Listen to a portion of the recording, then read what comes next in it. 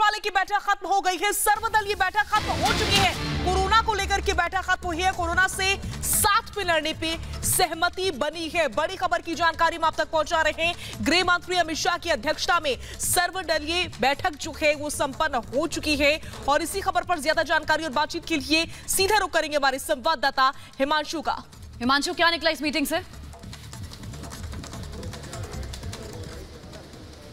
जी देखिए, इस बैठक में दो तीन चीजें सामने निकल कर आई हैं। एक तो ये निकल कर आई है कि ज्यादा से ज्यादा टेस्टिंग हो, जैसा कि हम पहले ही बता रहे थे कि कांग्रेस पार्टी की तरफ से और भारतीय जनता पार्टी की तरफ से भी लगातार कई बार कहा जा रहा था कि ज्यादा से ज्यादा टेस्टिंग हो, दिल्ली सरकार करा रही है। उसको लेकर ये चर्चा हो चुकी है और अभी ये तय किया गया है कि 20 मार्च के बाद में 18,000 प्रतिदिन के हिसाब से जो है वो टेस्टिंग की जाएगी, क्योंकि ज्यादा से ज्यादा टेस्टिंग होगी तो ज्यादा से ज्यादा लोग डिटेक्ट किए जा सकते हैं और उनको क्वारंटाइन में भेजा जा सकता है, जिससे संक्रमण और ज्यादा लोगों तक ना फैले। उसके अलावा ये भी तय किया गया है कि जो एनसीसी के लोग हैं, एनएसएस के लोग हैं, गुरुद्वारा प्रबंध कमेटी के लोग हैं, सेवा भारती के लोग हैं, आरएसएस के कुछ संगठन हैं, उनकी भी मदद ली जाएगी, क्योंकि वो ज़्यादा से ज़्यादा समाज के बीच में सक्रिय होते हैं। तो उन लोगों की मदद से ज़्यादातर लोगों को जागरूक किया जाएगा और ज़्यादा से ज़्यादा लोगों तक आर्थिक मदद भी किस तरीके से पहुँचाई जा सकती है वो भी किया जाएगा। उसके अलावा जो पॉलिटिकल पार्टीज़ हैं उनको ये भी अपील की गई है। भारतीय जनता पार्टी की तरफ से कहा गया है कि जो इम्यूनिटी बढ़ाने का जो काढ़ा है, यदि वो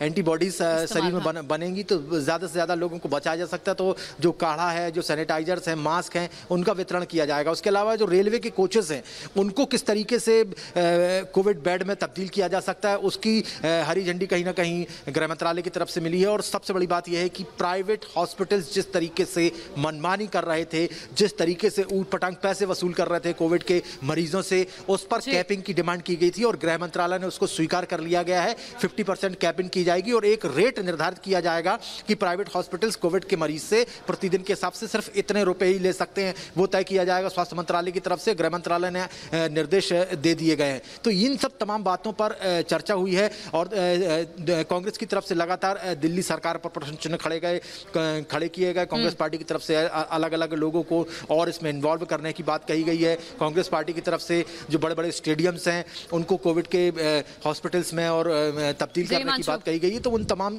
लोगों के जो सुझाव थे वो इस बैठक में रखे गए हैं। और सीधी सीधी बात यह है कि क्या अब आगे भी लॉकडाउन किया जा सकता है, क्योंकि कंटेनमेंट जोन है वहां पर तो पूरे तरीके से लॉकडाउन है रेड जोन में, लेकिन बाकी की दिल्ली को बचाने के लिए क्या वहां पर भी लॉकडाउन किया जा सकता है, ये बात भी गृह मंत्री के सामने रखी गई। तो दिल्ली की गंभीर स्थिति को देखते हुए देखिए, बीते 24 घंटे में ये तीसरी मीटिंग गृह मंत्री अमित शाह ने इसकी अध्यक्षता की है और सकारात्मक रही है। तय ये हुआ है कि दोनों को मिलकर हमें आगे बढ़ना होगा और कई बड़े फैसलों पर जोर, कई बड़े बिंदुओं पर जोर इस मीटिंग में दिया गया। क्या कहना है दिल्ली बीजेपी अध्यक्ष का, ये हम आपको सुनाते हैं।